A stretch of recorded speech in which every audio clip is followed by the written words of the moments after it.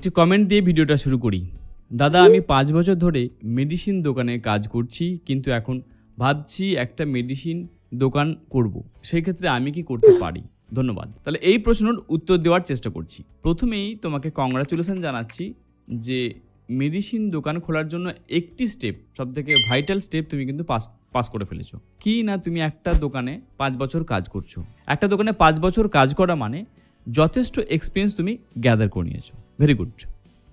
এরপর যখন মনস্থির করে নিয়েছো যে আমি মেডিসিন শপ খুলবো, ওষুধের দোকান খুলবো, তো সেই ক্ষেত্রে যেটা প্রথমে লাগছে একটা অ্যামাউন্টের কিন্তু খেলা আছে। তোমাকে কম করে হলেও 3.5 থেকে 4 লাখ টাকার মতন যদি তুমি একটা নিয়ে নামতে পারো, তবেই একটা ফ্রুটফুল বলতে পারো যে দোকান তুমি খুলতে পারবে। এটা তোমার কিন্তু লাগবে, এটা মাথায় রাখবে। ওকে, এবার আসছি কয়েকটা বিষয় যেগুলো তোমাকে লক্ষ্য দিতে হবে। 1, লোকেশনটা কিন্তু ভেরি ক্রুশিয়াল।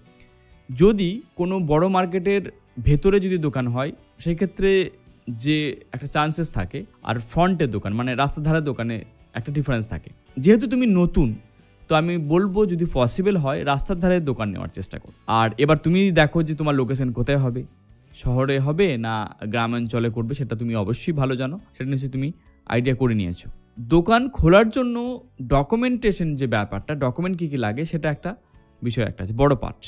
এক্ষেত্রে অনেকগুলো ডকুমেন্টের ইস্যু হয়, সেগুলো কিন্তু এক এক করে তোমাকে বুঝতে হবে। এই বিষয়ে আমাদের পশ্চিমবঙ্গ সরকারের একটি পিডিএফ আছে, আমি অবশ্যই ডেসক্রিপশনে দিয়ে দেবো। এই পিডিএফটা তোমরা ডাউনলোড করে দেখে নিতে পারো। অনেক কিছু ওখানে দেওয়া আছে, কী কী করতে হবে না করতে হবে, A to Z প্রসিডিওর কিন্তু বলা আছে। এখন যেটা বর্তমানে কাজ হবে, পেন পেপার নাও, প্রথমে আগে মনস্থির করে নাও যে মেডিকেল শপের নাম কি দেবে, সেটা একটা প্ল্যান করে নাও। এরপরে তুমি যেটা করবে, ট্রেড লাইসেন্স একটা প্রথমে তোমাকে করতে হবে, ট্রেড লাইসেন্স করো। একটা রুম রেন্ট নিতে হবে। এই রুম রেন্ট যদি তোমার নিজস্ব দোকান থাকে তো ভালো কথা, যদি না থাকে সেখানে রুম রেন্ট লাগবে। যে রুমটা নিচ্ছ সেক্ষেত্রে যে মালিকানা আছেন ওনার সাথে যে এগ্রিমেন্ট হয়েছে, এগ্রিমেন্ট পেপারটা লাগবে। ওনার যে রুমটা আছে তার ম্যাপ লাগবে, রুমের ওখানটার ম্যাপটা লাগবে, সেটাও তোমাকে নিতে হবে। এর সাথে যেটা লাগবে তোমার প্রপার্টারের তোমার আধার, ভোটার, প্যান তো লাগছেই। আর তার সাথে যদি তুমি নিজস্ব ফার্মাসিস্ট হও তো ভালো, তা না হলে ফার্মাসিস্টেরও আবার আধার, ভোটার, প্যান তো লাগবে, এবং ফার্মাসিস্টের রেজিস্ট্রেশন যে নাম্বারটা আছে সেটা লাগবে। ফার্মাসিস্টকে লেটার করেছো বা ফার্মাসিস্ট যে অফার করছো সেটা লেটার একটা লাগবে, যে তুমি একটা লেটার করছো সেটাও লাগবে। আর কি লাগবে না, তোমার যে নতুন দোকান হবে সেই দোকানের একটি ফ্রিজ লাগবে, ওই ফ্রিজটা যে কিনেছো তার একটি রসিদ লাগবে। তাহলে এরকমভাবে অনেকগুলো প্রসিডিওর আছে, এক এক করে কিন্তু কালেক্ট করতে থাকো।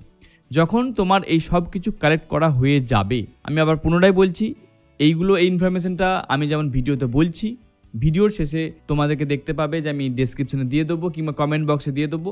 পশ্চিমবঙ্গ সরকারের যে পিডিএফটা আছে সেটা তুমি ডাউনলোড করে নেবে, সব কিছু লেখা আছে ভালোভাবে। তাহলে এই সব কিছু ডকুমেন্টকে কালেক্ট করে অনলাইনে বসে কিন্তু সাবমিট করতে হবে। অনলাইনে অ্যাপ্লাই করার জন্য ওয়েবসাইটেও কিন্তু তোমার আমি ডেসক্রিপশনে দিয়ে দিচ্ছি, তোমরা পিডিএফেও দেখতে পাবে, সেখানেও আছে। তাহলে অনলাইনে অ্যাপ্লাই করা হলো। অনলাইনে অ্যাপ্লাই করার পর এবার যেটা হবে, স্ক্রুটিনি হবে। ফিল্ড অফিসাররা আসবেন, ওনারা এসে ভেরিফাই করবেন, দেখবেন, তারপরে লাইসেন্সের জন্য লাইসেন্স পাওয়া যাবে। তাহলে এই প্রসেসটা কম বেশি বলতে পারি যে 6 মাস থেকে অনেকের 7-8 মাস হয়ে যায়। তাহলে এই প্রসিডিওরটা ভালোভাবে করার জন্য আমরা বলতে পারি যে 20-25-30 হাজার টাকা মতন খরচা আছেই, কোনো ক্ষেত্রে বেশিও হয়ে যায়। খুব স্পিডে কাজটা করার জন্য একটু বেশি পয়সা দিতে হয়, এটা আমাদের পশ্চিমবঙ্গে আছে, নতুন কিছু নয়। বুঝে গেছো আমি কি বলতে চাইছি? তো এই জিনিসগুলো তো আছেই। এবার যেটা কাজ হবে, এই সব কিছু হয়ে যাওয়াতে একটা খরচা যদি আমরা দেখি, অনেকটা টাকার ব্যাপার আছে। যেমনটা আমি ভিডিওর প্রথমেই বলেছিলাম, ফার্মাসিস্ট যদি তুমি নিজে হয়ে থাকো তো ভালো কথা, যদি হায়ার করতে হয় সেই ক্ষেত্রে ফার্মাসিস্ট 70,000 থেকে 1,40,000 কিংবা বলা যেতে পারে 2 লাখ পর্যন্ত তারা বলতে পারে। মিনিমাম ধরে রাখো 1 লাখ, কারণ অনেক সময় হয় কি যে ফার্মাসিস্ট বলবে যে আমাকে 1 বছরের টাকা একবারে দিয়ে দিন বা 2 বছরের টাকা একবারে দিয়ে দিন, এরকমভাবে তারা এগ্রিমেন্ট করে। তাহলে এটা একটা ব্যাপার থাকে, একটা মোটা টাকা চলে যাবে। এই পেপার ওয়ার্কের জন্য একটা মোটা টাকার ব্যাপার আছে। অনেক সময় যারা এই ব্যাপারে জানে তাদেরকে ধরতে হয়, তারা তো আর ফ্রি পয়সা করবে না, সবটাই বুঝতে পারছো, টাকা পয়সার ব্যাপার থাকছে। এরপরে আসছি ডেকোরেশন বা যেটা আমরা দোকান খুলতে চাইছি তার একটা খরচা। বর্তমানে আমরা যদি দেখি যে মানে আলমারির যে ব্যাপারটা, তো সেই ক্ষেত্রে 2.5 থেকে 3 লাখ টাকা খরচা করলে খুব ভালোভাবে ওয়েল ডেকোরেট আপডেটেড একটা মেডিসিন শপ লাগবে, যেটা এখন কিন্তু বর্তমানে চালু আছে, এটা করা যেতে পারে। তার সাথে এবার আসছি মেডিসিনের ব্যাপারে। মেডিসিন কম করে 1.5 থেকে 2 লাখ টাকা নিয়ে নামতেই হবে মিনিমাম। আমি তো বলবো ইনিশিয়াল স্টেজে এফএমসিজি যে প্রোডাক্টগুলো আছে বা ওটিসি ওরিয়েন্টেড যে প্রোডাক্টগুলো আছে সেগুলো একটু হাইলাইট করার জন্য সামনে রাখো, একটু বেশি করে তোলো যাতে সুবিধা হবে। এরপর বাকি যে মেডিসিন লাগবে, যেটা একদম কোর মেডিসিন, এটা তোমার মার্কেটে কোনটা চলবে, কোনটা তোমার মার্কেটে চালু আছে, অবশ্যই সেটা তুমি ভালো করে জানো, সেইভাবে তুমি কিন্তু এই প্রিপারেশন নাও। এবার এই যে ওষুধ দোকান খুলবে, এখানে আরেকটা কনস যেটা এখন বর্তমানে আসছে, এখন কম্পিটিশন হাই হয়ে গেছে। 15% ডিসকাউন্টের রেট সব জায়গায় এখন চালু হয়ে গেছে, কম বেশি 10 to 15%। তো এই যে 10 to 50% রেটে নতুন দোকান খুলে প্রফিট মার্জিন বুঝতে পারছো। যদি তুমি আবার দোকানে আরেকটি ছেলে রাখো, সেখানে একটা টাকা যাবে। তো তোমাকে এখানে কম্পিটিশন হাই করতে হবে। ইনিশিয়াল 6 মাস থেকে 1 বছর কিন্তু তোমার বলবো যে খুবই একটা স্ট্রাগল পিরিয়ড, যদি তোমার মার্কেটের গ্রাব না থাকে। ওকে, যদি তোমার মার্কেটের পরিচিতি খুব ভালো থাকে, যদি তুমি ভালো স্ট্র্যাটেজি তৈরি করে নিতে পারো যে প্রথম দিন থেকে ডে 1 থেকে একটা রেপুটেড ডক্টর বসাবো, বা আমার সেই সামর্থ্য আছে ভালো চেম্বারও করে বসাবো ডক্টরকে, এরকম অনেকে প্ল্যানিং করে। সেখানে অ্যামাউন্টটা বলতে পারো যে 15-20 লাখ টাকার উপরে একটা ইনভেস্টমেন্ট থাকে।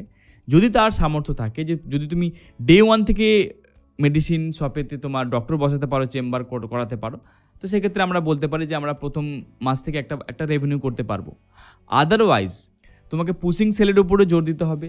যদি গ্রাম বাংলা হয়, পুশিং সেলের উপরে একটা মার্কেটিং করতে হবে, কাস্টমারের সাথে গুড রিলেশনশিপে এবং তার ভ্যালু প্রোভাইডেড সাথে সাথেই কিন্তু কাস্টমার রেকারেন্ট হবে, বারবার ঘুরবে। তা নাহলে কিন্তু বর্তমান সময়ে নতুন দোকান খুলে সার্ভাইভ করাটা খুব ডিফিকাল্ট আছে। চলো, আরেকটি প্রশ্ন আমি পেয়েছিলাম, সেই প্রশ্নটার উত্তর দেওয়ার চেষ্টা করি।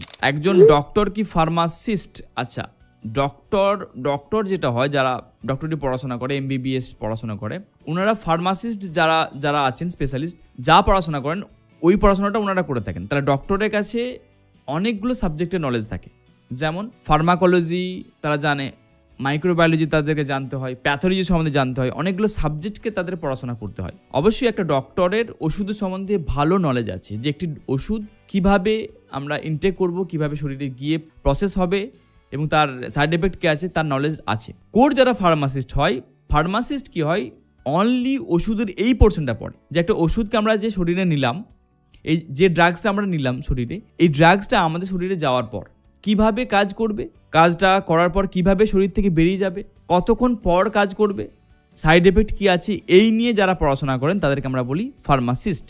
তারা কিন্তু ডক্টর নয়। ডক্টর কিন্তু এই ফার্মাসিস্টদেরও পড়াশোনাটা করে থাকে। ওকে, আশা করছি তোমার এই প্রশ্নের উত্তর আমি দিতে পেরেছি। একটা মেডিসিন শপ কিভাবে রানিং করবে, এই নিয়ে আমার ডেডিকেটেড 2টো ভিডিও আছে, এন্ড স্ক্রিনে আমি দিয়ে দিচ্ছি, ওই ভিডিওটা তুমি দেখে নিতে পারো। আশা করছি যে তোমার ওই ভিডিওটা অনেকটাই হেল্প হবে। পরের ভিডিওতে আবার দেখা হবে। Thank you very much.